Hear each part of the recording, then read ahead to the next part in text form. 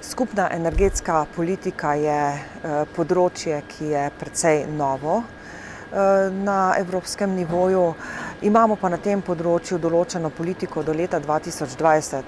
Seveda pa so naložbe na energetskem področju dolgoročne naložbe in zato moramo nujno dati političen signal, kaj se bo dogajalo po letu 2020 in kakšni so tisti politični kriteriji, ki so potrebni in ki si jih mi želimo, da bomo seveda šli v smer družbeno sprejemljivih odločitev. Obnovljivi viri energije so pomemben energetski vir, po eni strani zmanjšujejo našo uvozno odvisnost, po drugi strani pa tudi znižujejo izpuste ogljikovega dioksida.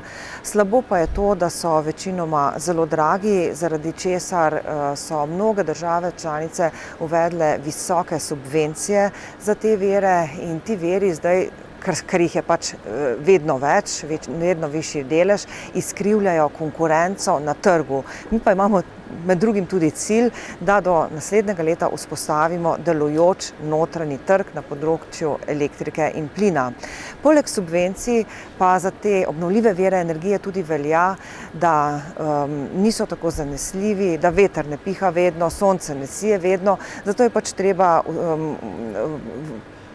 ustvariti sistem, ki je bistveno bolj fleksibilen, dinamičen. Potrebne so torej velike investicije v infrastrukturo, v medsebojne povezave med državami članicami in pa tudi v infrastrukturo, ki pomeni shranjevanje energije in pa ki pomeni neko rezervno moč. No, Evropski parlament je od Evropske komisije zahteval, da naj prouči tudi možno postavitev nekega pravno zavezujočega deleža obnovljivih virov do leta 2030. Zdaj imamo recimo določeno, da moramo do leta 2020 doseči 20% del.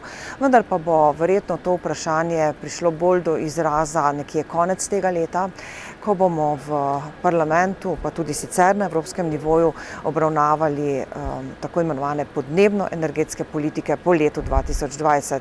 Kajti za sedaj ugotavljamo, da bomo izpuste, kakor smo si jih zastavili, dosegli, da jih bomo zmanjšali, da bomo delež obnovljivih virov dosegli takšnega, kot imamo. Imamo pa prereguliran sistem in zato bi morali po letu 2020 sistem poenostaviti in poskrbeti za to, da se mehanizmi med sabo ne bi prepletali.